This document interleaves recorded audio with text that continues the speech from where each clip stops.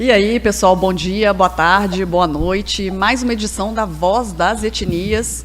E a gente está aqui no Recanto de Ravalon com uma plateia super especial. Dá um oi pro pessoal aí, galera. Aí, temos uma equipe técnica brilhante que hoje assim está brilhando mais do que qualquer estrela no céu. Show de bola, uma configuração aí muito, muito especial. E vou começar dando boa noite. Bom dia, boa noite, boa tarde para o nosso presidente, Urandir Fernandes de Oliveira, cacique presidente. Exatamente. Bom dia, boa tarde, boa noite, né, para todos aí. E com muito orgulho, né, porque foram momentos bastante interessantes com nossos amigos aí de diversas etnias que nos visitaram aqui. Estamos realizando uma programação muito interessante para o futuro deles, nós, da nação, do mundo. Com certeza, muitas novidades virão aí. E vai sair, não tenho a menor dúvida que teremos resultados espetaculares aí. Aí, principalmente o pessoal de casa aí, mais uma vez dando todo esse apoio. Agradeço, assim, várias pessoas aí que deram apoio logístico, apoio de captação de recursos, apoios até de orientação. De qualquer forma, eles estão dispostos realmente a ajudar nessa mudança, né, em relação vamos chamar até de unificação das etnias, no sentido de até alguns que não se conheciam, né, passaram realmente a se conhecer aqui, e uma grande amizade se formou, né? Então, isso é muito bom. Agradeço mais uma vez aí a todos e vamos lá para as novidades de hoje, né, com a nossa amiga Laisane, liderança indígena com muita representatividade, né, tanto aqui no Brasil e fora do Brasil também. Isso aí, então, mais os dois convidados aí, dois pesquisadores de Dáquila, Gustavo Guerra, vereador também de Corguinho, pesquisador e vereador de Corguinho. Dá uma boa noite para o pessoal aí, Gustavo. Olá, pessoal. Antes de mais nada, gostaria de agradecer a presença, para que a gente continue escrevendo histórias bonitas aí no nosso livro, né, na história do ecossistema. Gostaria também de agradecer principalmente a presença das lideranças indígenas e hoje a presença da Isane, que a gente vai conhecer um pouquinho mais da história. A gente já acompanha ela no YouTube, né? E tem sido muito gratificante ver e perceber a eloquência com que as lideranças têm apresentado as discrepâncias que acontecem aí na realidade deles. Isso tem acrescentado, embora a gente já tenha ido, a primeira vez eu fui à Amazônia em 2004, e a gente já vivenciou isso pessoalmente, mas ninguém acho que imaginava a quantidade de contradições, e hoje a gente tem conseguido documentar isso e trazer a luz do conhecimento para todos. Muito obrigado, presidente, pela oportunidade de estar escrevendo também mais essa página. Muito bom. E conosco também hoje, pesquisador Rafael Hungria. E aí, Rafa? E aí, pessoal, tudo bem? Espero que vocês estejam me ouvindo aí. Estou à distância, mas unidos com vocês aí no coração e na mente, sempre, né? Estou acompanhando aqui o trabalho maravilhoso junto às etnias, esse encontro, trazendo a voz, né, para as comunidades, os grupos, as etnias que estão buscando, de fato, a dignidade que eles merecem. Então, muito obrigado por estar aqui presente hoje, podendo participar juntamente com vocês, presidente Urandir, Gustavo Guerra, Fernanda Lima e Sani Calapalo, minha grande amiga. Já fizemos live, conversamos aí pelas mídias sociais, né? E uma honra estar aqui com você hoje, nessa parceria em Dáquila. Muito bom, vamos lá. Isso aí. E agora também, né, com a gente aqui, a Isane Calapalo. Ela é ativista, influencer, líder indígena do Parque do Xingu, Alto Xingu, Mato Grosso, e a aldeia agora, vamos ver se vou passar no teste. A aldeia da Isane é Terruô. Aí, pronto. Reprovou. Isane, que bom que você está aqui com a gente também. Queria que você falasse um pouquinho da localização, do seu trabalho, para dar uma visão geral para o pessoal aí que acompanha. Em primeiro lugar, eu quero falar na minha língua. Em qualquer desangado, água reconhecida, o aquinhato domina. É que um igata e rata também tu aqui inhanito. Todo isso não é que né. Indim cota ele tu é que, entende? Tem cota ele é que. Catota e é um teilo é que tu é que. o caça rieia, não é tu, é um jati, não é tu. Olá, tribo do meu Brasil. Meu nome é Sani. Eu sou do povo Kalapalo. Na verdade, sou uma mistura de 4 etnias: Kalapalo, Nafquá, Awiti e Warihuta. São 4 etnias do Xingu. Eu sou mais conhecida como Kalapalo porque eu fui criada de acordo com a cultura Kalapalo e os costumes Kalapalo. Eu nasci na aldeia Kalapalo, mas eu sou uma mistura de 4 etnias do Xingu. É uma honra estar aqui, conhecer o cacique Urandi e a Fernanda, agora conhecendo este moço aqui, e trocar ideia com vocês. Vamos papear, não é? Isso aí. Vamos lá. Já posso? Sânia, assuntos quase polêmicos, né? Eu vi nas mídias sociais aí que você postou um vídeo, né, muito interessante lá, dizendo que estava sendo ameaçada, tentar derrubar seu canal e mais outras ameaças, né? Você pode explicar para nós por conta de que isso aí e as consequências de tudo isso? Então, eu sou uma ativista. Eu comecei meu ativismo quando eu tinha apenas 18 anos de idade. E hoje eu estou com 32. Nesses anos todos, tudo que venho levantando, a minha primeira luta maior foi a questão de Alcina do Belo Monte. Inclusive, organizei muitas manifestações por todo o Brasil. A gente quase conseguiu derrubar a Alcina. Mas aí, alguns caciques aceitaram a construção. Isso enfraqueceu muito a nossa luta. O movimento Indígena Associação, na época eu estava liderando esse movimento, em parceria com o movimento Brasil pela Floresta e também o movimento Xingu Vivo para Sempre. Em 2011, 2012, eu estava bastante, vamos dizer assim, na mídia. Aí que começou as perseguições. Porque eu estava denunciando os atingidos pela barragem. O que a usina hidroelétrica do Belo Monte iria causar na vida dos indígenas, principalmente no rio Xingu. Eu estava mostrando isso daí. Infelizmente, sempre vai ter pessoas que se vendem por dinheiro. Isso que aconteceu com alguns líderes indígenas, inclusive líderes muito respeitados dentro da questão indígena, e esses líderes começaram a negociar. Começaram a negociar com as empresas, e a gente perdeu essa luta. E hoje, a usina hidrelétrica do Belo Monte está ali, próximo à nossa região, e todo ano, toda vez que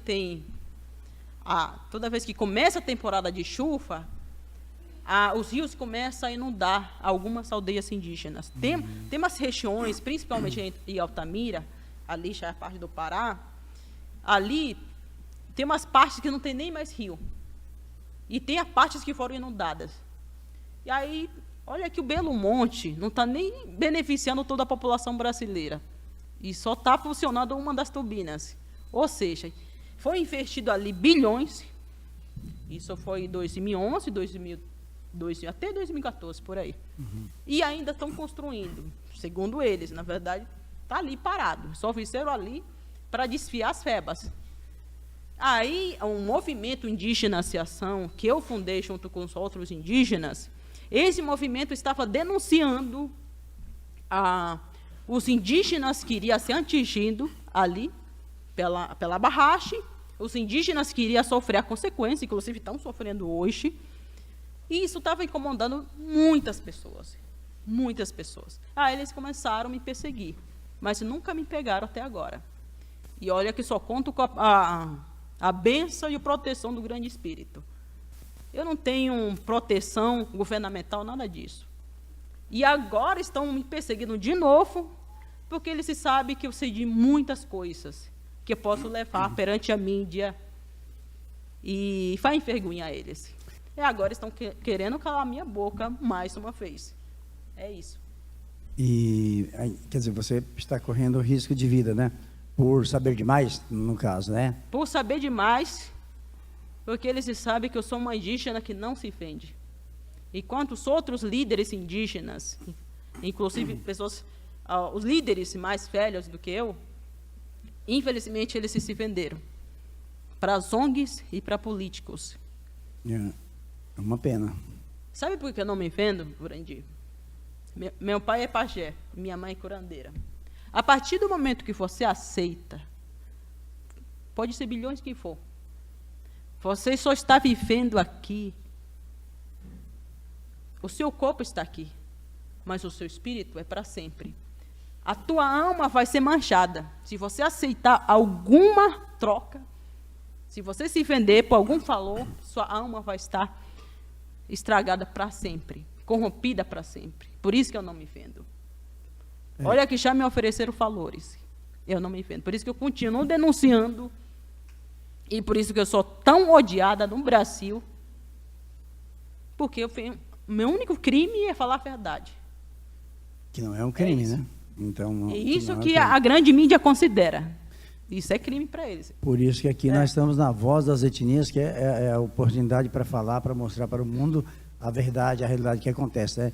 A intenção não é colocar nenhum governo contra o governo, nem justiça contra justiça, mas que se faça uma justiça honesta, né, digna, porque numa construção dessas tem os benefícios e tem os prejuízos também, né, que Com causam. certeza. E se os prejuízos forem previstos e conversado com as etnias ou com a população que será prejudicada e reparado antes conversado para que todas as pessoas, né, se o benefício for maior, né, claro, em comum a todos, claro que pode ser. Agora, ser feito de qualquer maneira é que é complicado. É, exatamente. Olha, só para você ter uma ideia, há muitos anos, eu e a minha comunidade, os povos do Xingu, tem algumas famílias que querem instalação de energia elétrica, sendo que tem a usina do Belo Monte próximo da gente, e não podemos usufruir dela. Estamos na luta há muitos anos para instalar energia elétrica na nossa aldeia. Bom, atrapalhou isso. tudo, construiu, Mas não podemos usufruir. Mas vocês não podem usufruir, é interessante Exatamente. isso Não, aí. é Essa é a questão. Questão em vários lugares, né? Várias aldeias que nós fomos, todas elas, em vários locais da região da Amazônia, tem as usinas, sempre foi uma briga, uma luta, inundaram lugares, inclusive lugares sagrados, sítios arqueológicos Exatamente. importantíssimos, que hoje a gente nunca mais vai ter acesso, né? Bom, e os maiores beneficiados, né, não são os que estão ali em volta, né? Na verdade, é exatamente ao contrário. As aldeias não têm luz, não tem nada. Então, realmente, é uma questão importantíssima. Na época, sabe, as empresas que construíram a usina do Belo Monte, sabe quem eles indenizaram? As ONGs, líderes de ONGs. A gente que vive ali próximo, na região, nunca recebemos nenhum tipo de indenização. Tem uns vídeos meus que mostram as aldeias inundadas. A grande mídia fala disso? Não. Mostra? Não. Por isso Não tem mesmo, nada. por isso mesmo que eu fiz questão de filmar. Não fala nada. Eles falam, é comprada. Comprada por quem? Tá entendendo?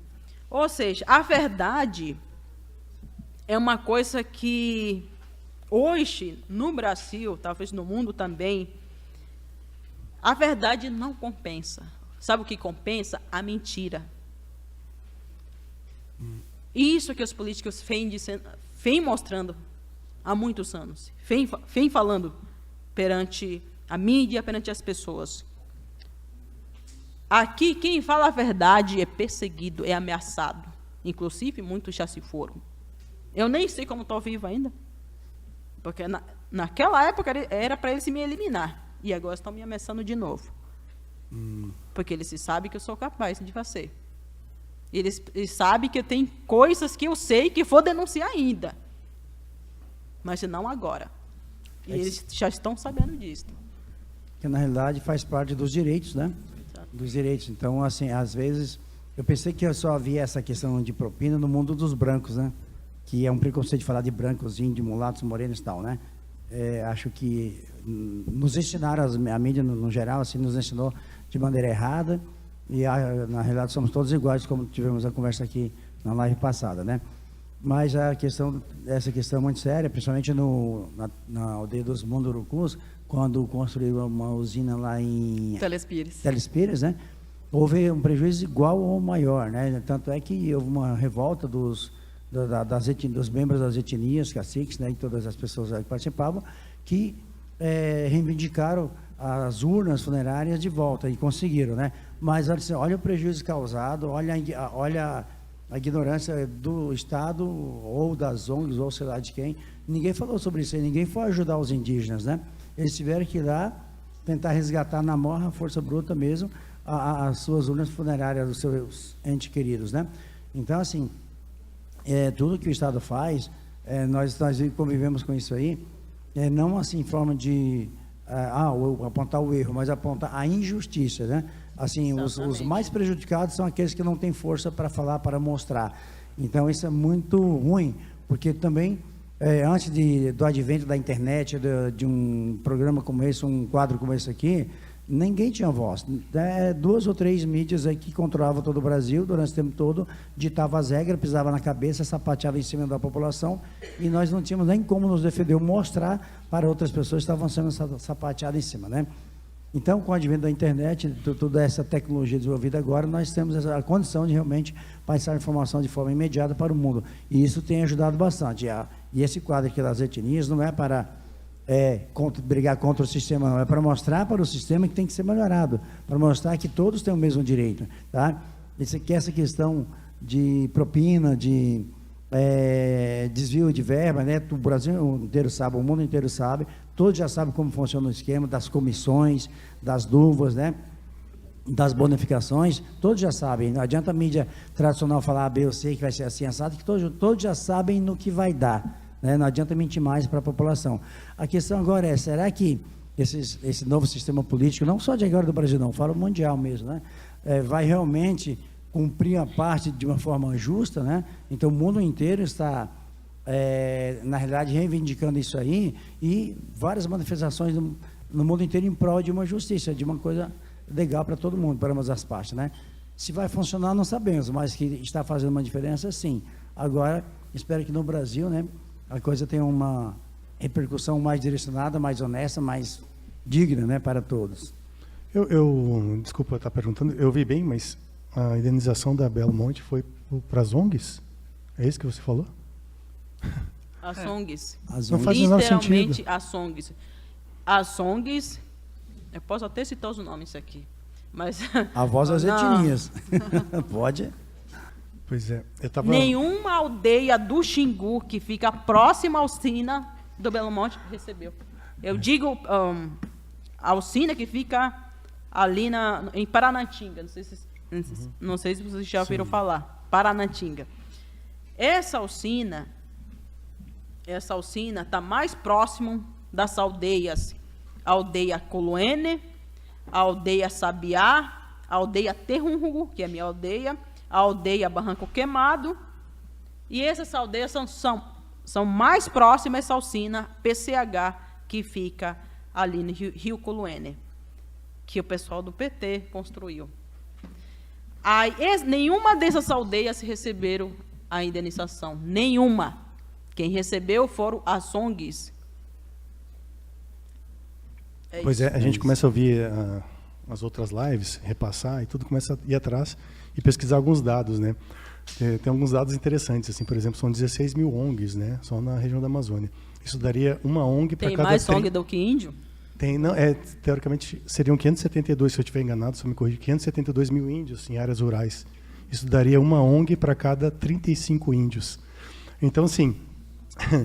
gente, importantíssimo sempre a gente trazer esses dados para a gente começar a ter essa noção, né? Isso é um absurdo, então, né? assim, com todos esses milhões que eles recebem, como é que tem caso de inanição? Se cada ONG poderia dar conta de 35 índios. Então, assim, é puramente econômico. É puramente econômico, os interesses estrangeiros, as das ONGs, representando isso, e político, né? É econômico. Acabaram com suas florestas na Europa, querem preservar a nossa para que possam ter combustíveis lá para poder combater o frio, combater a fome, etc. e tal, das suas regiões. Mas não existe realmente menor interesse, né?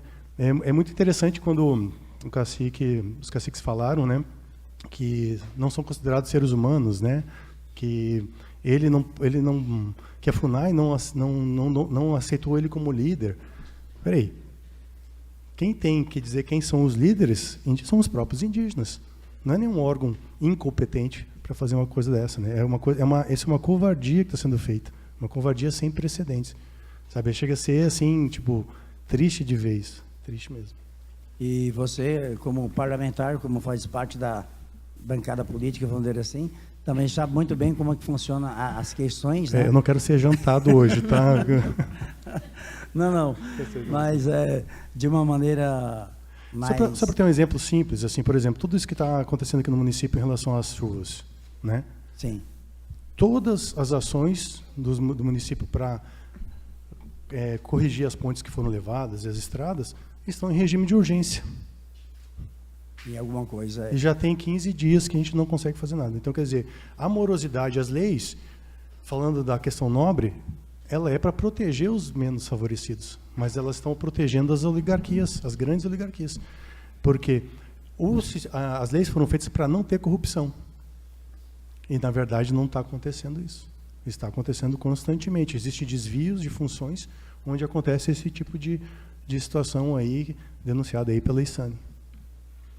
É lamentável, né? Porque o povo espera. Exato. Né? Então, assim, o que acontece? A população está sempre esperando. E a esperança não traz nada, né? É a última que morre. As pessoas... Morre. Exatamente. Então, assim, é nobre a intenção, mas a execução não é nada nobre e não tem sido. Não, e uma outra coisa que chama atenção é você posta os vídeos, né? Quem não conhece, a gente vai deixar os links aí dos canais da ISANI.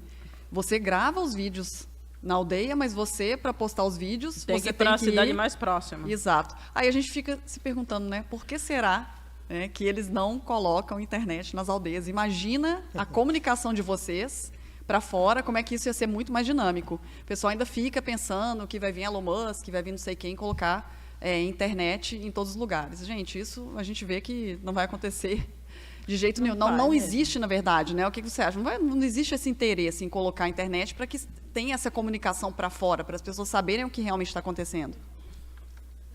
Olha só, essa questão que você levantou é bem importante.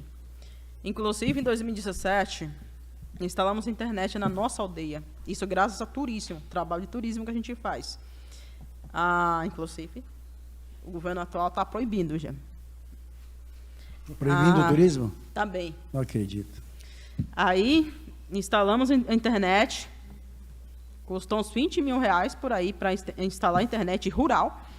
E hoje temos internet, mas internet daquele jeito, mais lento que a tartaruga, não tem como, né? Aí, para isso, eu tenho que ir para a cidade mais próxima para postar os vídeos. Assim, o governo, ainda bem que meu povo, Calapalo, principalmente a minha aldeia, Terronru, é uma aldeia que se autossustenta. Em termos de alimentação, a gente produz, a gente planta. Não ficamos dependendo totalmente do governo. De vez em quando alguém adoece, vai para caçar, e caso de saúde indígena, tem um tratamento da CESAI, tudo isso. Mas não dependemos totalmente do governo, porque a gente se autossustenta. Isso daí é uma coisa que os governantes não ensinam. Ainda bem que isso daí é uma coisa que faz parte da nossa cultura há milhões de anos, de produzir. Os calapalos sempre foram produtores, entendeu? E enquanto as outras etnias, que nem o caso dos Yanomamis agora, muitas pessoas da minha aldeia olharam aquelas fotos e falaram assim, peraí, mas eles não têm costume de plantar, eles não têm costume de produzir, como é que é isso? Aí depois eu fui entender, conversar com uma das pessoas que vive lá, e entender que não é bem isso, é uma questão cultural. Então, os calapalos, há milhões de anos, a gente sempre passou, quer dizer, passou esse conhecimento, porque não temos a escrita. Os mais velhos passam esses conhecimentos para mais novos, e assim em geração. A nossa história é contada dessa maneira, e todos os conhecimentos, todas as coisas que a gente sabe, é contada oralmente. Não é através da escrita. E todo mundo sabe, e todo mundo conhece como surgiu o mundo, como é que deve ser feito a produção, tudo isso daí. Muito bem. Rafa, quer falar alguma coisa? Oi. A gente está discutindo aí. Sim. Eu queria perguntar para a Isane, fazendo gancho com tudo que já foi dito aí pelos parceiros, o que de fato ela acha que está acontecendo atrás desses interesses para calar as etnias no Brasil e no mundo? Por que os governantes, por que o sistema, por que esses líderes realmente não dão voz às etnias? Qual o verdadeiro interesse deles, não só na Amazônia, mas em não permitir que os indígenas tenham voz? Assim, de verdade mesmo, o que você acha que eles querem? Olha só, Rafa, é uma pergunta bem interessante. Se um indígena estudar, se um indígena passar a conhecer a sua cultura, o indígena ter esse conhecimento todo, isso daí vai tirar o poder das ONGs. Um indígena que conhece a cultura do homem branco, um indígena estudado, é uma afronta para eles. Por quê? Um indígena que não tem estudo, um indígena que não tem conhecimento da cultura de vocês, é um indígena no cabresto. Entendeu? Eles precisam botar esses indígenas no cabresto.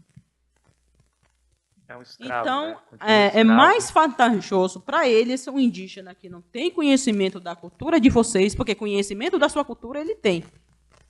É mais benéfico, porque assim ele se lucra em cima deles. Essa é a mais pura verdade. E também, por que interesse de grandes empresas em cima das terras indígenas? Porque ali obtém muitas riquezas naturais. Muitas riquezas. Ah, eles querem aquilo lá, para eles. Mas por que um indígena, todos os indígenas, não coloca eles para fora? Isso daí é uma das perguntas que eu recebo bastante. Por que você não coloca as ONGs para fora? Não tem como, porque eles têm proteção. Eles têm pessoas para proteger e lutar por eles. O sistema está com eles. Um indígena, se eles colocam as ONGs para fora, corre risco de vida. Nós percebemos isso aí em diversos pontos que viajamos agora em relação em pesquisa da Cidade Perdida, né? E vimos aí que as ONGs têm uma proteção do sistema assim, fenomenal, de polícia militar, polícia civil, todas as polícias, então não conseguimos entender assim, realmente o funcionamento, né? Mas assim, essas ONGs estrangeiras têm uma proteção fenomenal, muito forte, né, do sistema. Eu não sei se isso já vem lá de fora, né, até mesmo em termos de justiça ou algum combinado, mas realmente assim, é para calar a boca dos indígenas e também da população que se rebelar contra, que se atrever. Qualquer pessoa que se atrever a mostrar a realidade são calados, né? Então, nós também fomos ameaçados, nós somos convidados a não falar, assim, já até ofereceram coisas mirabolantes para nós, não fala aí, não mexe com isso, faz a pesquisa, deixa quieto, não divulga nada, mas assim, não tem como se calar diante de total injustiça, né? E eu acredito que também vai ter um fim para essas ONGs. Eu acho que nenhuma delas, pelo que nós vimos, nenhuma delas fazem nada de bom para vocês, nem para nós, para os brancos, vamos dizer, nem para os índios. Fazem coisas boas só para eles lá fora. E aí eu não sei como é que o governo federal, ou se é o governo realmente, ou se é o sistema brasileiro, aceita uma submissão dessa. É vergonhoso a nossa soberania brasileira estar submissa às ordens e interesses de vizinhos estrangeiros aí, vizinhos, né, os gringos, de maneira geral, chegar aqui, pisotear, sapatear em brasileiros e nos indígenas e levar tudo que tem aqui, ainda mandar no sistema governamental brasileiro, que tem essa influência. As grandes corporações, os banqueiros, todos eles têm influência na política brasileira. Então, nós sabemos aqui, porque temos vários colegas, né, da política que falam isso aí, mas eles não podem fazer nada. Bom, eu sou só mais um para falar contra. E se eu falar contra, eu sou mais um, vou para a rua. Então, prefere se calar, mas ganhar teu salário, teu sustento ali. E assim todos os outros setores também, como na arqueologia, na antropologia, eles têm que ficar quietos diante das grandes descobertas que tem aqui, porque senão perde seu emprego. É uma vergonha o Brasil, o sistema brasileiro, ficar submisso às leis estrangeiras. Cadê a soberania? Mas é tudo, é o sistema, né? A gente é tão rico em cultura, em território, nos povos, né? Em geral, a riqueza é tão grande que a gente alimenta o sistema, inclusive lá fora, né? Essa Exato. situação toda das ONGs e tal, dos indígenas, eles conseguem alimentar não só aqui dentro, mas lá fora Lá também. fora Por também. isso que todo mundo, né? Fala tanto na Amazônia, os indígenas, porque é uma cadeia que está assim mundial. Mundialmente a gente consegue alimentar com essa situação toda aí, né? É tudo que está acontecendo. E, Sani, tem pistas de voo lá na tua região? Bastante? Como é que é essas pistas? Na minha aldeia, não tem pista de fogo, não. Próximo Mas tem? próxima tem. Não é pista de fogo, Essas pistas de voo clandestinas, assim. tem. Porque- Os indígenas mesmo fizeram. Ah, então porque é o seguinte, tem mais um dado aqui, que eu fiquei de boca aberta, porque o lugar que tem maior tráfego aéreo na América Latina é em Roraima. Vence São Paulo tranquilamente. Imagina a quantidade. Supera São Paulo. Imagina a quantidade. Não, América Latina. América Imagina Latina. a quantidade de biopirataria, de riquezas da fauna, flora e minerais que não são invadidos daqui sem um menor controle, tudo com essas ONGs, com certeza. É um dado assim que estarrece mesmo. É um dado que tem inclusive um livro que cita isso, sabe? Eu não estou lembrado aqui agora. Mas realmente são dados assim que estão confrontando com a experiência, né? As lideranças aqui estão se apresentando, falando com propriedade, e a gente começa a buscar isso, e isso é abafado. Constato, né? Constato o que eles estão falando, Exatamente. Se você começa a buscar isso também, corre risco de vida. E muitas das pessoas que começam a levantar demais, falar demais, Será que não vão estão derrubar? mais aqui. Será que vão derrubar o nosso canal também? Oi? Será que vão derrubar o nosso canal também, né? Já. Daqui a pouco. Mas realmente, você está falando assim, muitas pessoas falaram demais, né? Morreram, foram assassinadas, sofreram diversas consequências, outras foram presas, né? Então, assim, eu espero que nessa temporada agora, que toda essa movimentação, esse pedido de socorro, de uma maneira geral, traga luz à consciência de nossas lideranças políticas, né, empresariais, o pessoal, os brasileiros, né, da própria organização, todas as pessoas que têm influência na dirigência do Brasil, que possam realmente ter sua mente, seu coração iluminado, para que parem com isso. Chega até quando vai ser essa covardia, até quando vai ser essa submissão a estrangeiros, né? Estrangeiro que eu falo de modo geral, não ofendendo a população estrangeira, mas falando diretamente das grandes corporações e ONGs, né? Eu estou tirando fora a população, que a população estrangeira também está a favor de vocês, está a favor do movimento. Eu estou dizendo ONGs e líderes que realmente têm influência no sistema global. A essas pessoas nós estamos nos referindo, porque aqui tem estrangeiros, aqui tem pessoas de outros países, tá? E eles estão a favor também, todos eles têm essa consciência, mas estamos direcionando justamente às grandes corporações que manipulam todo o poder econômico, político, social e religioso, e principalmente, né, as ONGs que estão à mercê desse pessoal, são os laranjas aqui no Brasil, infelizmente. Rafa? Sani, se você fosse fazer um pedido hoje, qual a maior necessidade, qual a maior dificuldade que o seu povo tem diante de todo esse cenário que você apresentou hoje? O que mais vocês precisam para uma mudança efetiva? Sabe, tem uma coisa que eu venho falando há tantos anos, sair do cabresto. Por que sair do cabresto? Porque essas ONGs e os políticos, eles colocaram o indígena dentro de uma bolha. Esses indígenas, eles se pagam o salário deles, pagam as viagens, e escreve discurso para eles. E muitos desses indígenas, eles têm muito mais voz na mídia, eles têm muito mais credibilidade. Se eu, Sani, falo de algo, daqui a pouco a mídia vem em cima de mim e começa a ridicularizar a minha fala. Essa estratégia que ele se usa. O indígena, Existe 2 tipos de indígenas. Um indígena aldeado, um indígena raiz, um indígena moderninho que vive na cidade, usufruindo do capitalismo.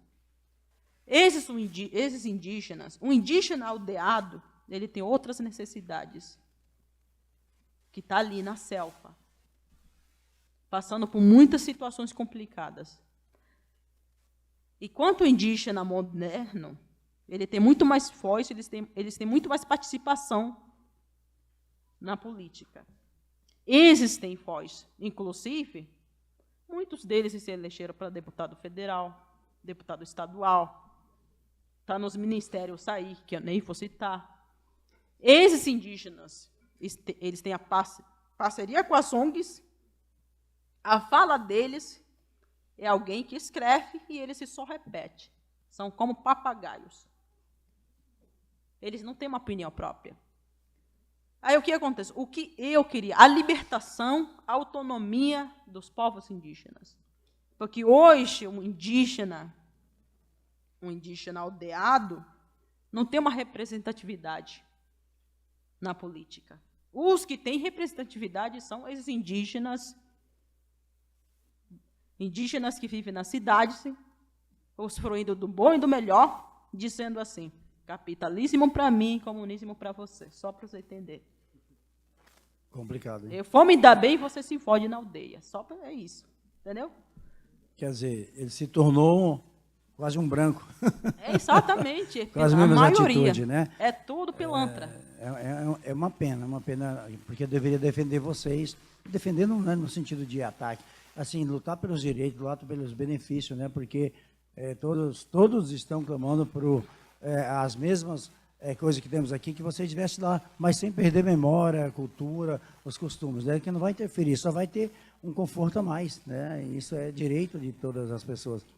E eles, né, infelizmente, eu pensei que eles estavam, né, realmente ajudando, no fim, não acontece isso.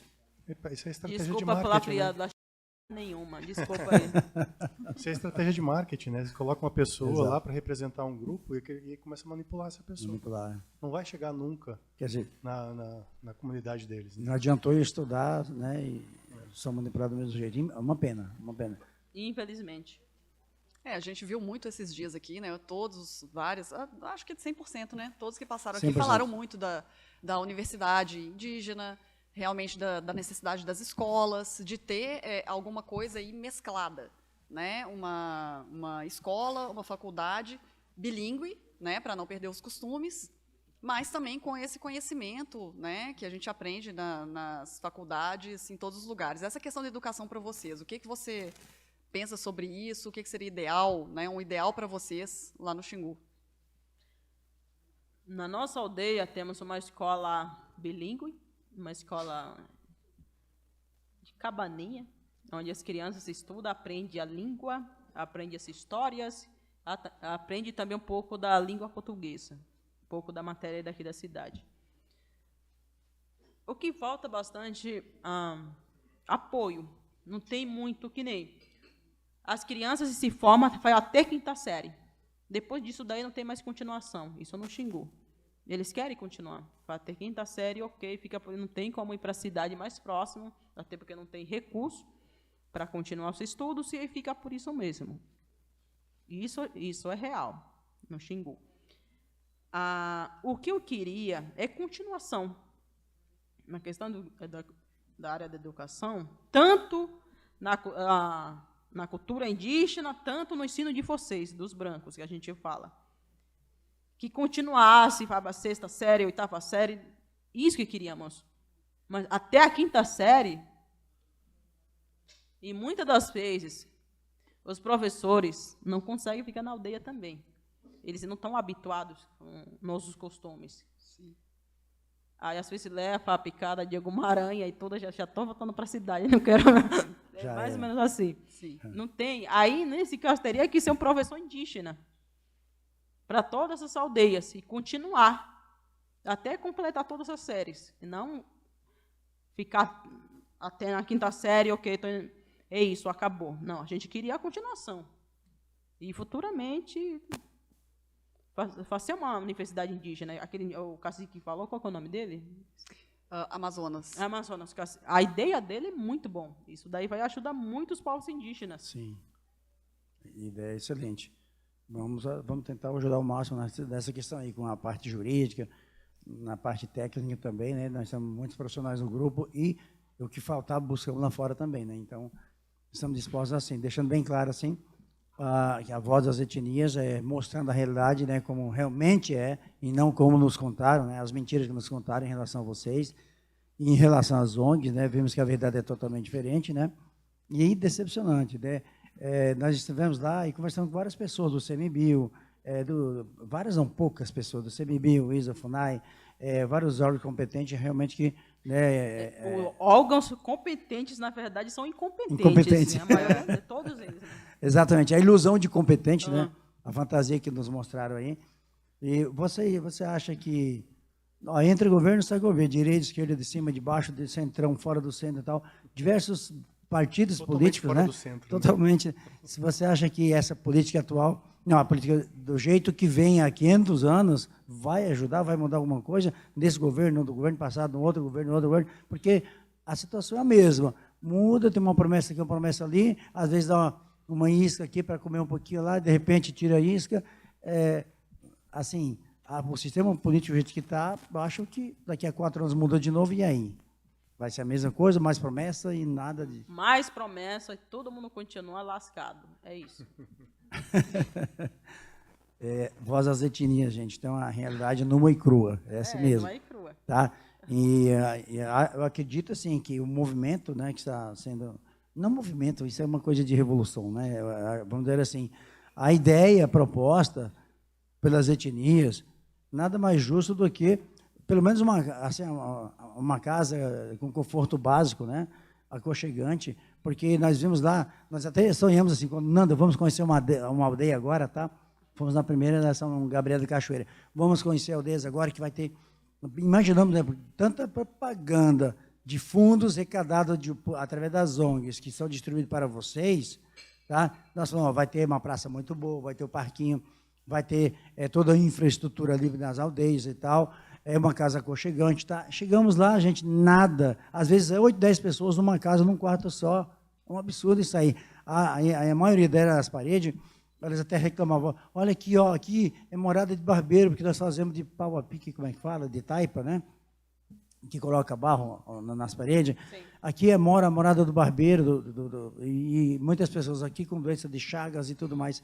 Então, quer dizer, todo aquele dinheiro, aqueles recursos destinados às ONGs, eu olhei para a Nanda, um olhando para o outro, olha, e aí, cadê o dinheiro? Cadê a riqueza? Cadê aquela fantasia, aquela ilusão que nos vende lá fora, que as aldeias é assim, assim, assado, tá? Não existe nada, é como se fosse um Brasil primitivo. Infelizmente, a ideia que nós tivemos lá, nós voltamos decepcionados, não foi isso? Foi uma decepção a visitar as aldeias desse quesito. Falou, caramba, nosso sistema governamental brasileiro, é isso que eles fizeram para os índios esses anos todos, esses 500 anos, e o que vai ser daqui para frente? E, além disso, era quase 1000 etnias. Hoje tem 270, né? Mais ou menos 274 etnias no Brasil. Então, daqui mais 10 anos vai ter quantas? Vai diminuir, a tendência é diminuir. Então, um absurdo isso aí, gente. Então, infelizmente, foi a realidade que vimos, né? E a ideia desse quadro é tocar no coração de nossas lideranças políticas, sociais e religiosas para mudar, para realmente fazer jus, né, a vocês, aos ribeirinhos, a todas as pessoas que necessitam, né? Principalmente assim, no interior de cada capital nossa também tem situação semelhante, não muda muita coisa não. Então, assim, é um Brasil tão rico, muito rico, rico mesmo, e uma petição de miséria dessa em 80% da população brasileira. É porque o que né, a gente escuta muito o pessoal falar, não, eles vivem, né, nas ocas, nas casas desse jeito, porque é o costume deles. Né? Uma outra coisa, a gente vê o pessoal, né, andando na floresta e tal, de chinelo, de bermuda, porque eles estão acostumados. Gente, dá uma bota, dá uma calça, uma camisa, a gente foi andar todo coberto, né? A gente todo coberto de bota, perneira, não usa porque não tem, né? Não tem condição de comprar, não é porque está acostumado, né? Para andar na floresta, realmente, você fazer as caminhadas, arriscar, ter uma picada de cobra, alguma coisa assim, se proteger do sol. Quem não quer, né? Quem não quer um equipamento que você possa andar com segurança, fazer as coisas com segurança. Então, essa ideia, né? Ah, não, está vivendo assim porque tem costume. Muitas vezes, outros convidados falaram isso, né? A gente quer uma casa melhor, sim, porque é uma questão até de segurança, de salubridade, de tudo isso aí, né? Olha só. Em toda a história humana, as pessoas sempre procuraram evoluir, não é? Sim. Como é que vocês eram na Idade Média? O povo de vocês. Como é que era? Volta lá atrás. Uma das confessas que me incomoda muito, que as pessoas não indígenas falam, não estou generalizando algumas pessoas, eles falam assim, deixa o índio do jeito que está. Ok. Quer dizer que todas as raças, todo o povo aqui da Terra evolui, menos o índio. O ser humano está em constante mudança. A gente está se adaptando. Novas coisas, o tempo todo. Novos tempos. Por que o indígena tem que ficar parado no tempo? O indígena também é ser humano. Como qualquer raça humana, eu não tenho direito de evoluir? Não tenho direito de querer algo melhor? Só por ser índio tem que continuar, como no 500 anos atrás? Isso daí não só é hipocrisia? Baita de uma hipocrisia Total, isso daí. total. Eu não Exato. aceito, Você- não aceito um papo como esse. Não dá para aceitar mesmo. Não Eu tem queria- como. Claro que o indígena quer algo melhor. Eu vou te contar uma coisa. A minha tia tem mais ou menos uns 90 anos de idade. Ela ficou paraplégica, ela não anda. Para ela ir para o banheiro, o filho dela carrega ela nas costas e leva para o meio do mato. Sabe por quê? Não tem banheiro na aldeia. O banheiro é no mato. E para você qualquer coisa, para você o número 2, tem que ir no mato. E o filho carrega. Tudo que ele queria era apenas um banheiro para a mãe dele. Um banheiro. Ela tem 90 e poucos anos. Você acha que as ONGs estão preocupadas em dar banheiro para ela? A FUNAI, o governo atual, eles não estão nem aí. Então, esse discurso de ser, deixa os índios do jeito que estão, é o maior papo furado que eu já fiz na minha vida. Isso é para dizer, deixa os índios aí morrer sozinho. Isso que eles estão dizendo. Eu tive, Exatamente. quando eu estava na plateia vendo as outras lives, eu tive um pensamento em relação a isso, que é até uma metáfora, na verdade. Enquanto eu estava lá, eu estava olhando as lideranças com seus cocares muito bonitos e tudo, né? Daí eu fiquei pensando assim, né? Deixa o índio como é que tá, né? Porque enquanto eles estão com as coroas de pena, nós ficamos com as coroas de ouro. Porque enquanto vocês estiverem, né, com seus cocares, pisando descalço no chão, na riqueza que todo o império já tirou daqui, tanto daqui como da África, para fazer seus castelos dourados, seus castelos brilhantes, suas coroas brilhantes, é justamente esse o motivo. É puramente econômico. Enquanto vocês estiverem nada contra, eu acho lindo os cocares, não é desfazendo disso, não. Na verdade, se a gente pudesse, na verdade, não tirar uma pedra que seja do solo, né, e dividisse a riqueza que o Brasil tem com vocês, porque vocês são os detentores da posse da terra, não precisaria de nada disso, mas é por isso. É porque, enquanto vocês estiverem lá com as coroas de penas, eles estarão com as coroas de ouro. É nada mais que isso, no meu ponto de vista. É exatamente isso mesmo. Deixar a gente na merda, literalmente, Eu tentei ser e mais sutil. eles com coroas de ouro. Sendo que praticamente a maior parte das terras indígenas tem solos riquíssimos. Tem muitas riquezas. A minha terra também tem. Mas não podemos extrair nada. Senão, cadeia. Quanto que isso vamos estar agora? 120 milhões por aí? Se o 120. indígena fizer alguma exploração de riquezas naturais para benefício da sua comunidade, do seu povo, não podemos. Estamos literalmente encurralados nas reservas indígenas, nas aldeias indígenas. Não podemos fazer nada. Pois é, Isani, teve, não sei qual cacique falou, que quando um rapaz foi comer tatu, ele foi multado, vocês podem comer o quê, então? Se vive da caça e Seria pesca. melhor. Se vive da caça e da pesca. Já que estão proibindo o tatu, vamos comer eles mesmo, e pronto. Troca justa, né? É um absurdo. Mas é interessante o seguinte, uma pergunta aqui, ó, não sei se... Sobre os índios isolados, o que acontece? Nós vimos uma polêmica desnecessária na região de Alta Floresta, né? Sim.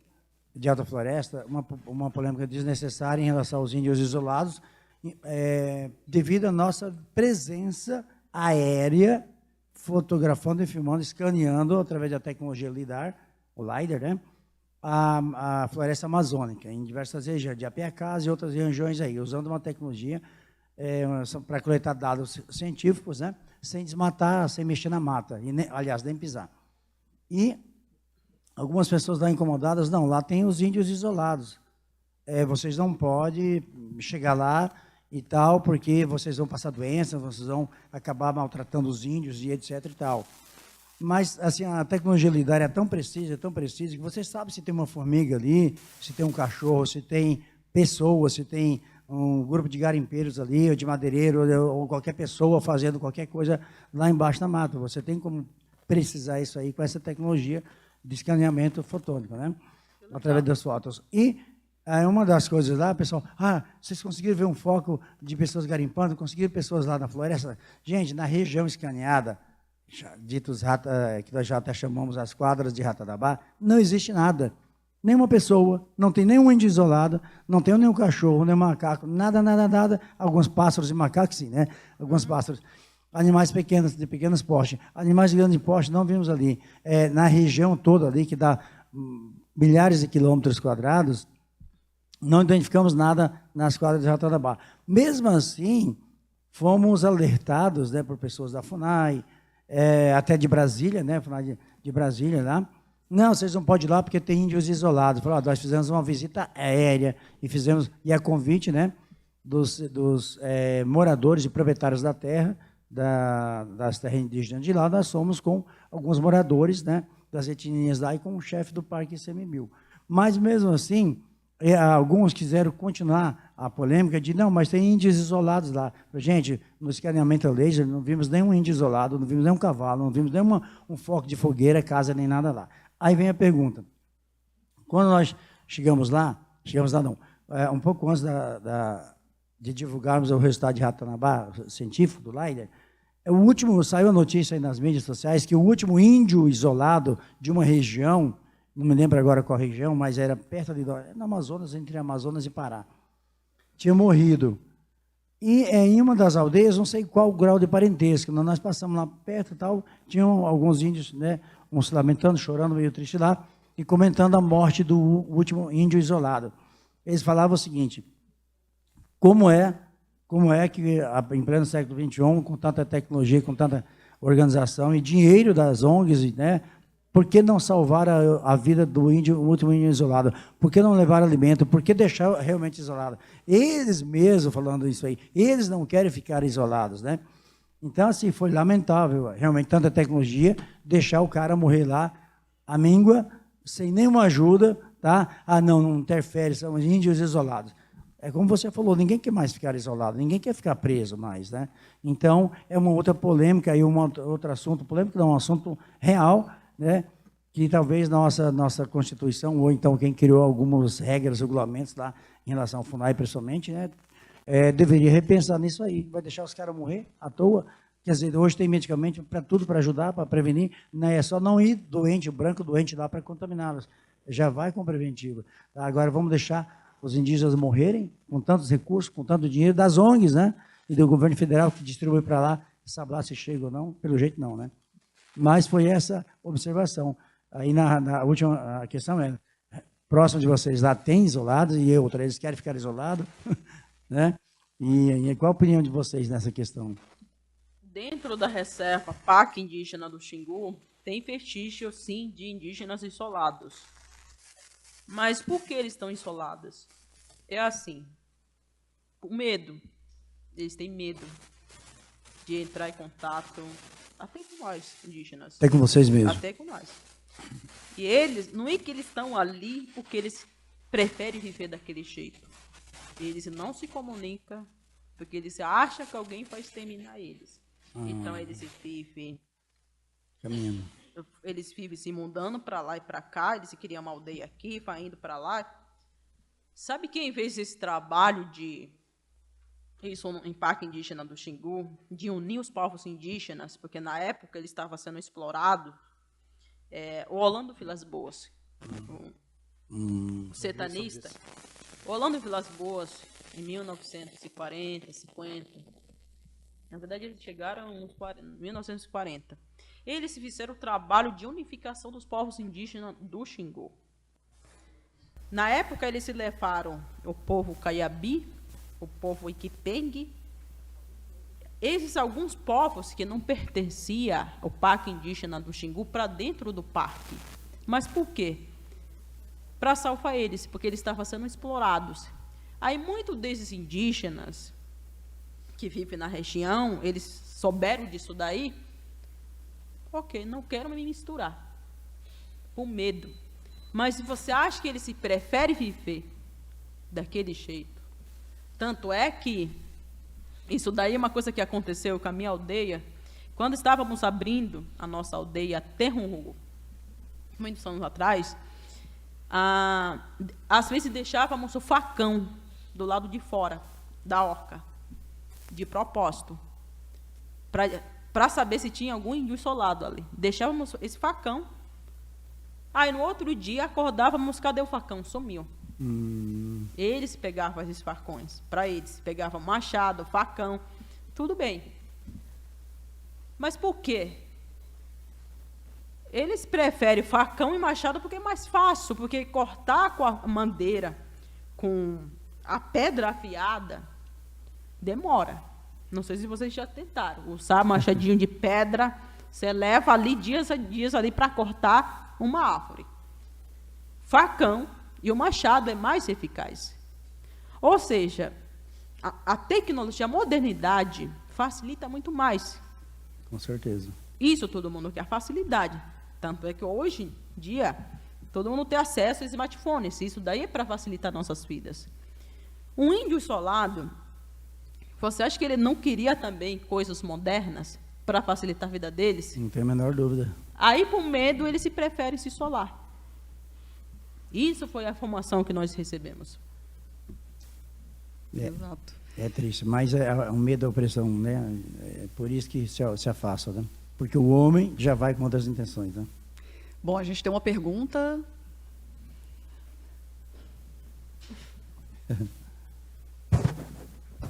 Boa noite, Sani. Oi. Você disse anteriormente, não agora na live, mas que o seu povo do Xingu ali, ele entrou em contato com civilização branca há 60, 70 anos mais ou menos, e antes eram isolados. Como que se deu esse processo especificamente do povo do Xingu, de chegar nesse ponto em que você disse que é um dos maiores problemas, que está no cabresto? E como que se daria o processo inverso nos dias de hoje? Consegui ser claro? Como é que se deu o contato, é isso? Como que esse contato levou a colocar a população como fala? Submissa aos governos, aos poderes, ou do jeito que você apontou como sendo um dos problemas principais do povo? E foi claro? Agora sim, entendi. E como que se daria o processo inverso? Então, o Orlando Vilas Boas é o cara que é o primeiro homem branco que realmente unificou os povos indígenas. Eu considero ele herói e, ao mesmo tempo, um herói malvado. Herói e o vilão ao mesmo tempo. Porque ele que levou essa política de... Ele criava tanta coisa. Só para vocês terem uma ideia, em 1950, por aí, ele cria um factoide de que o meu povo calapalo havia matado o coronel Fassett, um dos maiores pesquisadores que ele foi procurar, inclusive, a cidade perdida na nossa região. Aí o Orlando Vilas Boas e seus irmãos se cria essa informação dizendo que o povo calapalo havia matado o coronel Fassett, sendo que os calapalos não têm o costume de matar. Os calapalos é conhecido como o povo que resolve seus problemas no diálogo. Nunca fomos de matar. Ao contrário, outras etnias que nos matavam. Aí, o Orlando Vilas Boas, ele cria essa informação exatamente para dar medo nos gringos, porque, na época, a família do coronel Fassett estava indo buscar ele, indo procurar ele na nossa reserva. Inclusive, fica bem próximo à minha aldeia. Aí ele estava indo, vamos criar essa informação. Ele começa a criar essa política de amedrontar os índios. Olha, se você falar a verdade, o homem branco vai te matar. Se você falar isso, o homem branco vai fazer isto. Aí os índios começam a ficar com medo. Olha o que ele fez. Isso daí é pela primeira vez que eu falo. Eu sei que os filhos dele vão ficar muito chateados, mas eu tenho que dizer a verdade. O Orlando, ele desenterra o Murica, cacique Murica. Ele desenterra para dizer que era coronel Fassett enterrado ali. Na verdade, era índio. O índio calapalo. Aí os gringos levam lá para a USP, inclusive levam para o país deles, os ingleses, descobriram que aquilo lá não era Fassett, era índio. O Orlando Vilas Boas e os seus irmãos criaram essa mentira.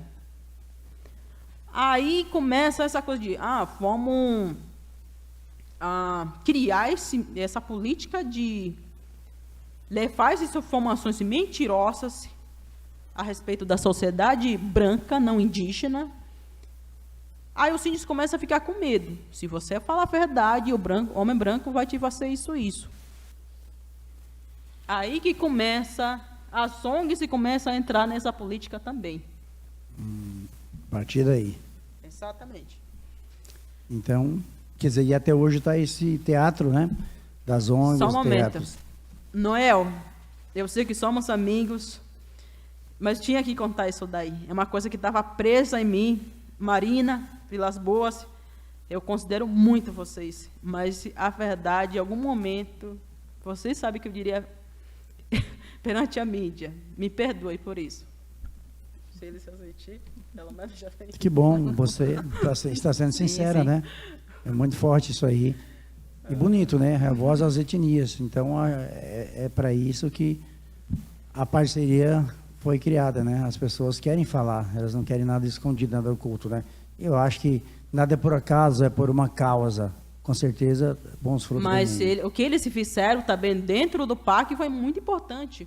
Porque graças a eles, que o Parque Indígena do Xingu hoje é uma das reservas mais respeitadas e também não tem como voltar atrás, vamos dizer assim. Ali, eles criaram uma base militar. E os militares se protegeram o Parque do Xingu.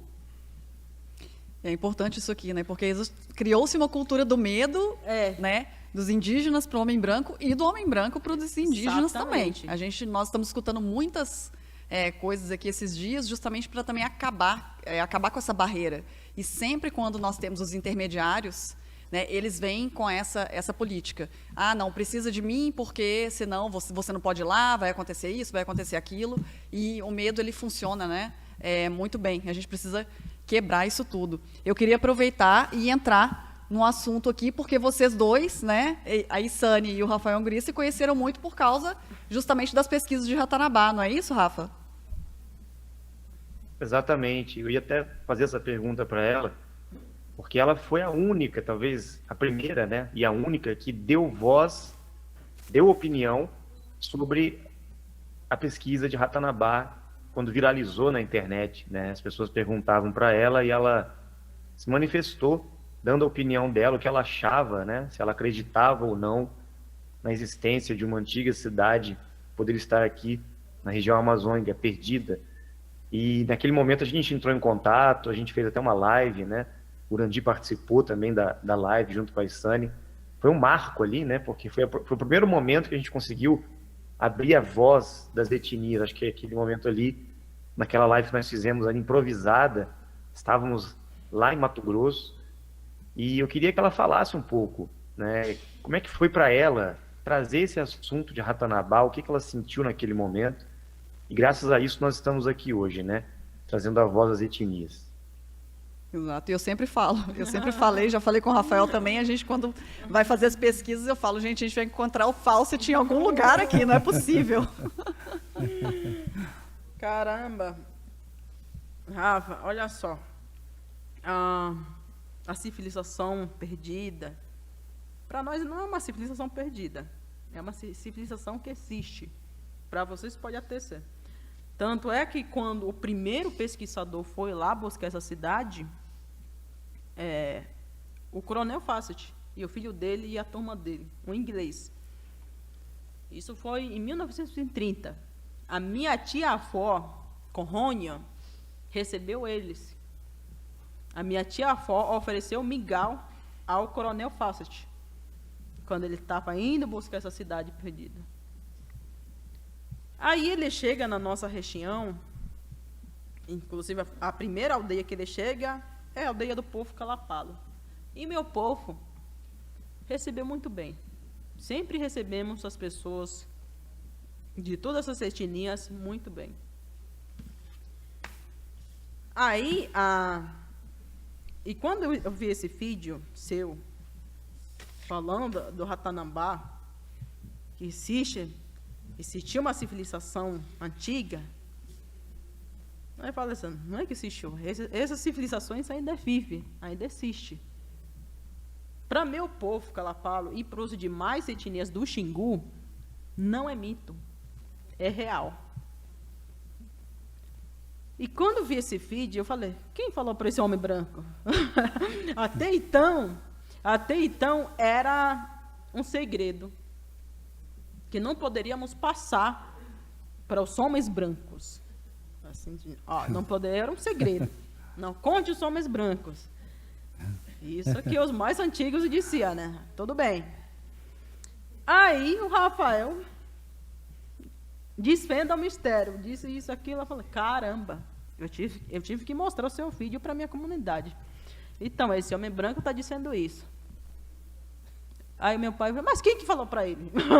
Primeira coisa. É uma coisa que já sabíamos. Foi ele que falou. Foi o homem branco aí, ó, que me falou.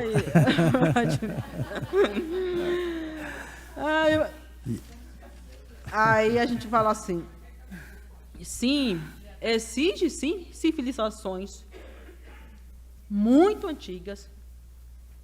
Essas civilizações, eles só mudaram de lugar. Inclusive, essas civilizações, até 1930, por aí, eles tinham contato com o meu povo. Eles se comunicavam com nós ainda. A partir do momento que a gente passa a ter contato com vocês, com os homens brancos, aí essas civilizações se deixam de fazer contato com a gente. Por quê? Porque os homens brancos, vocês têm esse costume de expor. Qualquer mistério, segredo que vocês se descobrem, vocês têm esse costume de expor isso daí para o mundo. Aí, um dos sábios disse assim, na hora certa, eles vão se mostrar. Não é na hora que a gente quiser, os humanos quiser, na hora que eles permitirem. Aí, só mudaram de lugar. Na minha região, existem lugares onde podemos nos conectar com os povos. Só que assim, não é qualquer pessoa que se comunica com esses seres. Você tem que ter muito estudo espiritual, ensinamento de ancestralidade, conhecimento das ervas, tudo isso daí para você se comunicar, porque esses seres aí são muito mais evoluídos do que nós. A nossa raça diante deles, a raça humana, é muito frágil, uma raça fraca. E é assim que ele se fala, é uma raça fraca, porque a gente só vive muito pouco tempo, porque eles eles estão aí milhões de anos, enquanto a nossa raça humana é frágil. Então, a partir do momento que eles permitirem de a gente se comunicar com eles, vai ter esse momento. Esse momento, algumas pessoas escolhidas vão ter o prazer de se comunicar com eles. Não vai ser qualquer pessoa. Então, essa pessoa vai receber o chamado deles para se comunicar com eles. Quem vai ser, eu não sei. Pode ser qualquer um aqui. Isane, Não, eu quero só fazer uma pequena observação. tem um negócio aqui que eu não posso deixar escapar. Né? O homem branco, ele gosta de expor as coisas. Exatamente. Mas não da Amazônia, né?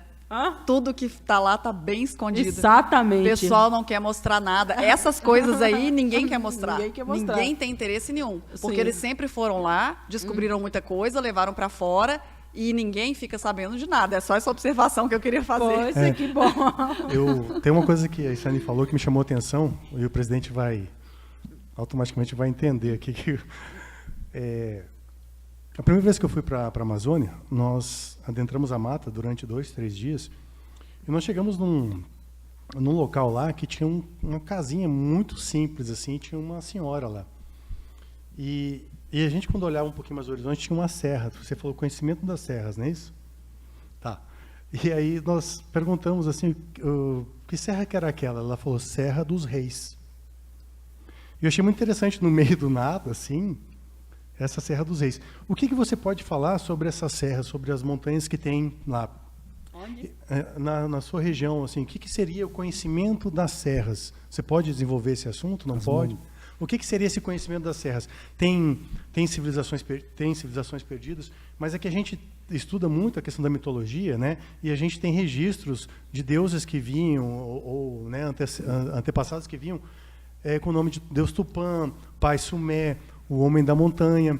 Então, assim, eu queria puxar para esse negócio, assim, o que pode falar sobre o conhecimento das serras, assim, porque a gente busca muito isso, né? Na verdade, a gente sabe que existe uma civilização que iniciou na Amazônia, foi até a Europa, a Turquia, e o que você pode falar mais sobre as serras? Tem alguma coisa? Vocês têm alguma coisa que pode ser dita? Porque a gente já quer falar, né? Já quer expor, né? Já quer expor. Posso falar algumas coisas. Não todas. Tá bom, tranquilo. Assim, o que vai nos passado há milhões de anos atrás, haverá um tempo aqui na Terra que vamos voltar a nos comunicar com eles. Essa era que estamos vivendo, porque antes de nós, havia esses povos muito mais evoluídos do que nós, seres humanos. Semideuses, que a gente chama de semideuses. Antes da gente. Aí, esses semideuses foram retirados daqui da Terra, isso milhões de anos atrás, quando a Terra não havia ainda o Sol. Estava tudo escuro ainda. Eles foram retirados, locomovidos, levados para outro lugar. Aí colocaram os animais gigantes. Depois dos animais gigantes, fomos colocados a nossa raça humana. O grande Espírito diz assim, animais gigantes temos que tirar, porque vai comer todos os seres humanos. Aí colocou a nossa raça humana, estamos na terceira era. Essa era a qual estamos agora, terceira era. E quarta era, em algum momento eles vão retornar. Só que isso daí com a permissão do grande Espírito.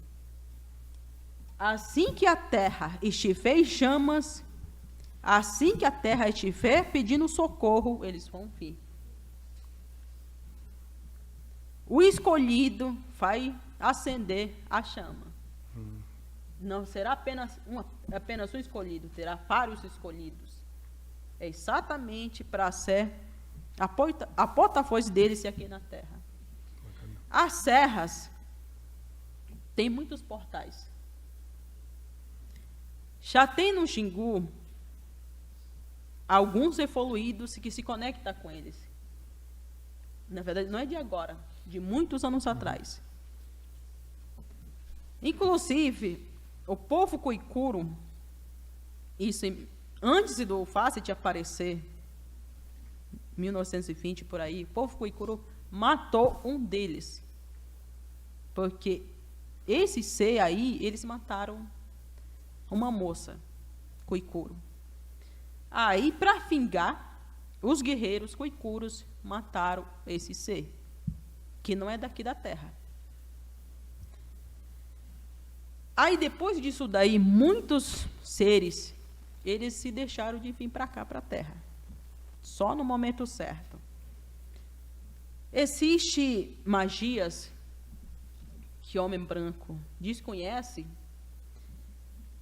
que somente os indígenas, os parentes que estão aí, os javantes, devem saber disso também. Existem magias muito, muito mais avançadas do que qualquer tecnologia. Alguns indígenas do Xingu já têm acesso a isto. No momento certo, eles se vão acionar para fazer alguma justiça no mundo. Mas na mão de uma pessoa errada, isso pode ser um caos. Essa pessoa que ativar esse sistema deles, tem que ser uma pessoa boa. Mas já tem essas magias deles, inclusive, que alguns indígenas do Xingu já têm acesso. Por isso que se vê tanta coisa não identificada no planeta Terra. O ser humano não consegue explicar certos fenômenos aí. Será que esse momento está chegando, eles voltarem? Bom, os sinais já se deram, né? Os sinais já estão se dando aí. Muitas coisas não identificadas aí pelos céus, né? E essa questão dessas civilizações que não são humanas, né? É muito interessante que estamos também em busca de tudo isso aí. Já nos deparamos com alguma situação mega interessante. Aí faz lembrar o seguinte, é um grande império indígena, um grande império de uma civilização anterior, né? E cada aldeia como se fossem pequenos reinos diante de um grande império, né? Exatamente. Então isso, eu acho que isso, nesse retorno deles, né, pode reativar todo esse novo reinado novamente. Exatamente. A limpeza da terra. Exatamente, uma reciclagem geral. Exato, é isso mesmo. Então... Afere esse momento. Espero estar viva para afetar. Estaremos. E Sani, você falou desse povo antigo, né, desses antigos seres, né, que estavam aqui. E com relação à possibilidade de encontrarmos construções, a gente conversou sobre isso, né? Nós estamos em busca das evidências de Ratanabá e citando a existência desses povos antigos, mas o que você tem a dizer sobre a possibilidade de existir na Amazônia, em toda aquela região, até mesmo soterrado ali, né? Desconhecido por nós, construções, cidades mesmo, em pedra, pirâmides. Fala um pouco sobre isso.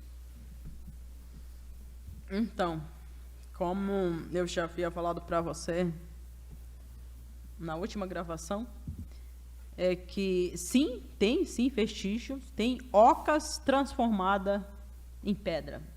Inclusive, hoje estive na cidade de Sigurates, falei assim, caramba, é muito parecida. Existem lugares na região do Médio Xingu, ficam uns 90 quilômetros da minha aldeia, por aí. Essas ocas transformadas em pedra. Isso a gente consegue ver e tocar. Uns anos atrás, foram um grupo de pesquisadores. Eles destruíram uma parte dessas ocas. Aí, depois disso daí, muitos indígenas do Xingu, os líderes, disseram assim, não traga mais os homens brancos para cá, porque eles estão destruindo. Porque eles queriam pegar uma parte e levar para o país dele. Eles eram gringos, não eram brasileiros, não. Aí, nesse momento, está proibida de ver essas ocas. Mas, algum momento, a gente vai liberar de novo, vamos dizer assim, essas visitas, para ver essas socas se transformadas em pedra, onde vivia antigas civilizações. Essas socas, essa aldeia aí que a gente tem contato, era a aldeia do povo Aquancanã, grande cacique dos semideuses, Aquancanã. Aí o grande espírito transformou a oca deles em pedra para eles se deixar a terra. Aí eles se foram levados para o outro planeta mais próximo daqui da Terra. Mas as socas deles ainda estão aqui, na Terra, no Médio Xingu. Isso qualquer um consegue ver. Interessante. Interessante. Vamos para lá. Vamos lá. Belas informações preciosas. Muito bom. Aquancamo, como é que é o nome? Aquancanã. É do povo Aquancanã. Aquancana. Aquancana.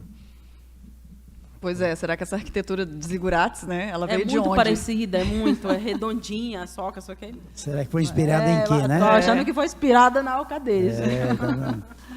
Semelhante, bem. muito semelhante. E outra coisa, se algum dia, se vocês for para lá, tem que tomar vacinas, febre amarela, todas as vacinas, porque ali é um lugar cheio de coisas que pode, de alguma maneira, prejudicar a saúde. Ali é complicado. Doenças porque tropicais, ali né? ao redor tem muitas pedras preciosas, muito mercúrio também. Então, se algum dia, se vocês forem para lá, tomem todas as vacinas aí. Mercúrio, porque o homem branco já esteve lá fuçando as pedras e ele deixou mercúrio lá? Sim, teve o tempo aí que eles foram ali fuçar. Não. Brincadeira, hein? Eles que destruíram uma parte. Uma parte. Olha, que foi gringo, né? Você disse. Fora os gringos. Isso é o Brasil, né? O pessoal lá de fora vem, leva tudo. E brasileiro não pode fazer nada, nem comprar seu próprio alimento, nem plantar mais, né? Exatamente. É uma coisa que me indigna bastante. O brasileiro não tem muita propriedade nas suas terras, né? Mas o gringo pode, né? O gringo pode entrar, pode fazer um estrago e tudo. Isso daí eu acho... E ainda sai zombando da nossa cara. Exatamente.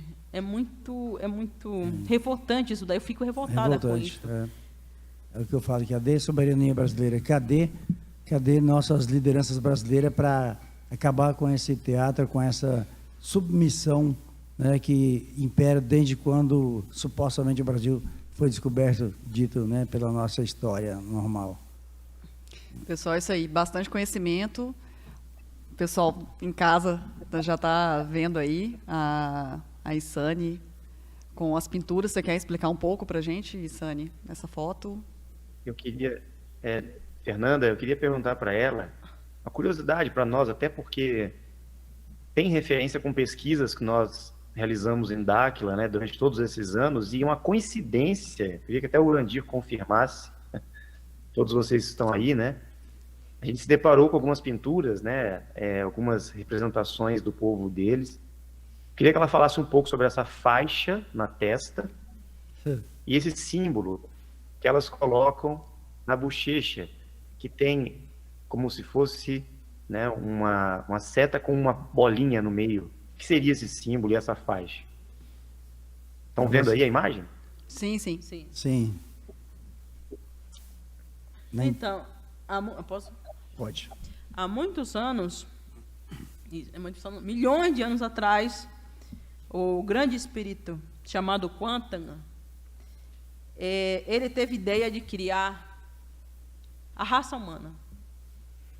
Daí, primeiro ele criou as mulheres, tem algumas pessoas que Mulheres, né? A gente, isso aí. Tinha que Como é? ser. A voz das etnias e Dáquila Verdade, não é isso? Dáquila Verdade, tá aqui. Difícil ter que engolir isso, hein? O grande espírito cria essas mulheres, daí, para embelezar elas, para empoderar elas. Aí coloca no rosto delas essa faixa vermelha e esse símbolo aqui, que quer dizer feminilidade, poder e ancestralidade. É uma conexão. E esse símbolo que eu estou usando é uma conexão com a deusa, com a floresta. Um homem, de jeito nenhum, pode usar essa faixa vermelha aqui, no rosto. É somente das mulheres. Então, o Grande Espírito, quando cria essa faixa vermelha, esse símbolo aí, e diz assim, somente as mulheres que vão poder usar, isso dá exatamente para as mulheres se conectar e nunca esquecer que elas são uma obra divina. Poder, ancestralidade e beleza. Esse é o significado. Muito bem. É interessante uma pergunta. O homem não E pode FIFA, usar. deusa das mulheres, né? Aê! Bom, que é uma obra divina, concordo. né? Então, uma pergunta, os homens, tem algum homem que pode usar uma faixa que não seja essa cor, mas nenhum homem pode usar faixa de cor nenhuma? Os homens têm a pintura deles. As mulheres têm a pintura Delas, né? Cada etnia tem as suas pinturas. E essa é a pintura da minha etnia. Eu vejo que o povo caiapó, que não é da minha etnia, eu vejo que eles também usam essa faixa vermelha. Aí já tem outra representação, outro significado para a cultura deles. Entendi. Nós temos um amigo de quase bilhões de anos que vive aí também. Da idade de Ratanabá, eu Da acho. idade de Ratanabá, ou mais, né? Acho que mais até, né? Mais, né? Ele orientava os caras a fabricar. Que usa uma faixa dessas, mais uma faixa branca, que representa a neutralidade, as duas polaridades e mais a energia central no meio. E ele fala que isso realmente também dá poder, dá muita influência da manipulação das leis universais em comum acordo com a lei natural máxima, né? Que dá chamando de divina Deus, né? E esse traçado e o pontinho que está ligado à energia crística, energia da criação, energia da força, da beleza, energia do poder, né? Onde tudo acontece, onde tudo se manifesta, né? Sim, é da criação mesmo. Bate, né? Tá, Bate. Então, Porque foi criado no início dos tempos. então quando isso... a raça humana estava sendo criada. E é uma identificação até entre nós, didática, né? Que legal. Essa identificação entre nós, esse V em aberto, né, com um pontinho, e também, principalmente, a faixa, que nós chamamos aqui a faixa dos vencedores, né? Então, bate muito com esses costumes de vocês, que na realidade é algo assim muito representativo para vocês e para nós também. Então, temos essa semelhança aí muito forte, até mesmo das casas, né? Das ocas, né? Sim. E a faixa dos vencedores, né? Representa a faixa dos vencedores, aquele que vence, aquele que é líder, aquele que fala, aquele que ajuda seu povo, aquele que agrega nações. Tá? É muito interessante. Inclusive, Urandi, hoje eu trouxe para ti um colar, um amuleto de guerreiro, para te presentear aqui. Aí. Aí. Pode Olha colocar aí. gente. E que vamos vencer todas as guerras amuleto de de paz, de guerreiro. positiva, né? Amuleto de Você guerreiro. usando esse colar, nunca se esqueça de onde você veio. Você é um guerreiro. Então, esse colar, mais ou menos, disse isto. É um colar, somente os guerreiros se usam esse colar aí. Muito obrigado, muito honrado. Nossa. Jamais vou esquecer. Jamais vou esquecer, tá? E para ter certeza que quando tiver que unir forças, de onde quer que venha, né? Sim. Será É isso junto. aí. Tamo junto. Muito obrigado. Isso aí, pessoal. Bom, muitas emoções de novo, né? A gente vai começar aí com as considerações finais. Rafa, primeiro. Bom, queria agradecer a presença aqui hoje, participando, mesmo à distância, né, com todos vocês. É um prazer também sentir a importância dessa conexão, dessa unificação das etnias que está acontecendo. o resgate da memória, do conhecimento, dos valores, da história de todos os povos que aqui estiveram e que são parte, né, desse legado ancestral. Não falo nem de Brasil, mas dessa região, desse local onde nós estamos aqui na Terra. Então, Isane, muito obrigado por ter respondido ao meu pedido naquela época e por você ter tido acesso, né, às informações de Dáquila. Espero que a gente continue de mãos dadas, todos juntos aí, você, todas as etnias, em mais parcerias e fazendo a diferença. E pode ter certeza que a partir de agora estaremos juntos, somando forças nesse resgate e nessa busca por dignidade que a gente tanto quer. Contem com os homens brancos de Dáquila. É isso aí. Obrigado. Contarei. E as mulheres também, né? Sim, Os homens e as mulheres guerreiras. todos juntos aí. Sim, as mulheres também. Isso aí. A Júlia não estava perto, né, gente? A Júlia saiu, né? A Júlia. Gustavo. Bom, vou ser breve, mas primeiramente gostaria de dizer que foi emocionante ouvir e ver esse presente aí honrado dado ao nosso presidente. Tenho certeza que esse presente aí vai ressoar em todos nós. Tá? Não posso prometer, mas eu posso desejar com toda a força que a gente faz parte de um grupo onde Isane e todas as lideranças indígenas que já se foram e que ainda vão nascer, que não será em vão. Tá? Não será em vão. Pode contar com o grupo. Esse grupo aqui, às vezes, parece não estar preparado, mas ele se prepara no caminho. Tá bom? Muito obrigado pela sua presença. Obrigado pelo convite, presidente, Nanda. É uma honra estar aqui. Presidente. Agradeço a todos, né? Os guerreiros de Dáquila, que agora, mais ainda, né, Isane, com esse presente, muito obrigado mesmo. Pessoal do Brasil aí, fora do Brasil também. Tá, Rafael, pela presença, principalmente por esse finalzinho brilhante aí, né? Arrancou da Isane informações preciosas, né? E ela tem muito para oferecer. A Isane é uma biblioteca ambulante, vamos dizer assim, tá? Não pare na sua luta, continue nessa guerra da paz, do bem, Guerra da da informação positiva, né? Da informação verdadeira, né? E tenho certeza que você vai já todas as etnias, tá? Mesmo que vieram aqui, mesmo que não estão aqui, que não estejam aqui e que vão vir ainda, mesmo que não possam vir de uma forma ou de outra, estão conosco aí, estamos de braços dados aí para todas as outras pessoas que querem realmente mudanças positivas, coisas boas, né? Nada de briga, nada de guerra, nada disso. Então, o guerreiro da luz, né? Guerreiro de transmitir luz na consciência e no coração das pessoas que precisam, né? Obrigado muito pelo presente, me sinto muito honrado mesmo, tá? E mais forças ainda para seguir na caminhada com foco e determinação. E que a luz, né? Que a luz que brilha, que a faixa dos vencedores, né? Que entrelaça todos nós, que faça com que cada brasileiro, principalmente, seja um vencedor de si mesmo em todas as situações e que possamos realmente trazer essa vitória para o mundo inteiro, né? Mais sem briga, sem guerra, sem um puxar o tapete do outro, mas sim de mãos dadas, né? E essa é a nossa mensagem aí. Muito obrigado pela sua presença. Muito obrigada. Isane. Você não ia falar? Não, pode falar. Em primeiro lugar, gratidão, Urandi, o Gustavo. Aqui estamos nos somando um ao outro.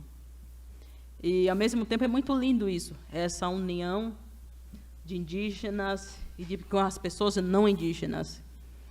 Mas vou relatar uma coisa. Antes, quando eu não tinha contato com vocês ainda, porque eu só passei a ter contato com vocês quando eu tinha 12 anos de idade, eu tinha muito medo do homem branco. De tanto que outras pessoas falavam, o homem branco vai fazer isso, isso, isso. Aí eu sempre fui rebelde. Disse assim, eu vou conhecer os homens brancos, eles não são tudo que vocês estão dizendo aí, tem que ter alguma coisa boa deles. E eu não estava errada, não, porque o ser humano sempre vai ter algumas pessoas ruins no mundo, isso é inevitável, e sempre vai ter pessoas boas. E o que eu percebo aqui, praticamente uma semana aqui, quantos dias? Uns 3 dias aqui. 3 dias.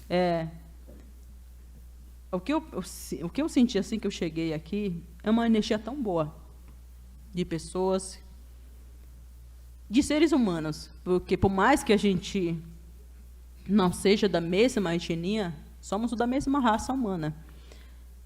E quando estou na cidade, eu sinto isso daí. Claro que sempre vai ter pessoas ruins, isso é em qualquer lugar do mundo. Mas a gente somando isto, colocando essas ideias em prática para ajudar um ao outro, isso é muito bom. A gente só tem a contribuir. Contribuir com o próximo e contribuir com nós mesmos. Porque o meu povo acredita que se você faz o bem ao próximo, na verdade você está fazendo bem a você mesmo. O universo conspira a favor de pessoas que fazem o bem nesse mundo. Isso daí é uma das leis que meu povo passa para nós. Isso daí eu aprendi desde criança. Você fazendo a sua parte no mundo, você está contribuindo com você e com outras pessoas. Isso que o mundo precisa. De mais amor, de mais paz. Arro. Muito bem.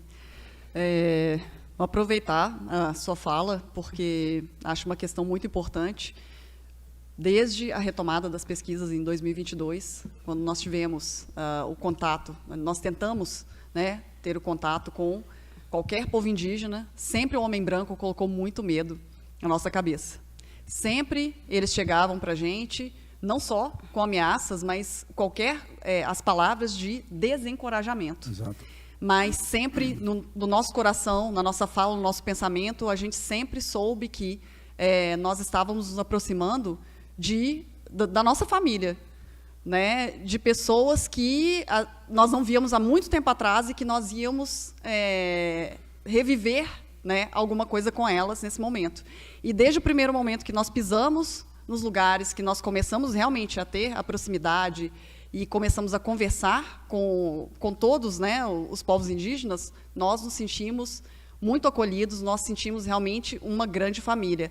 A gente se sente em casa de novo, a gente sente que a gente está juntando um pedaço nosso que estava faltando, não só pela cultura, mas por tudo. É a energia, a frequência, a genética. A gente vê que é uma coisa só, é tudo uma coisa só.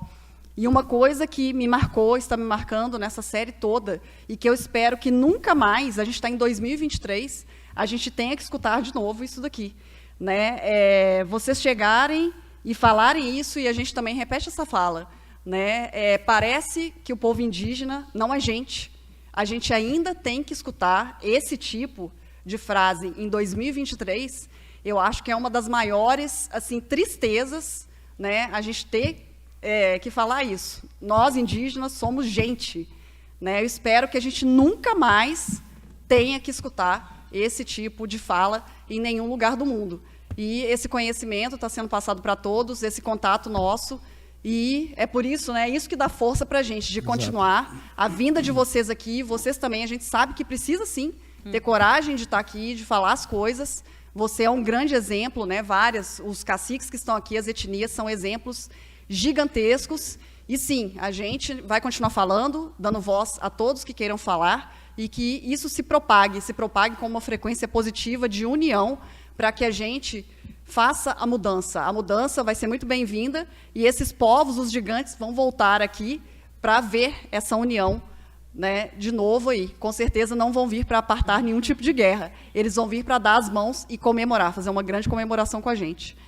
Pessoal, a gente se despede aqui. Muito obrigada a todos, obrigada à plateia, pessoal de casa, Rafael Hungria, nossa equipe, e vamos lá para a próxima.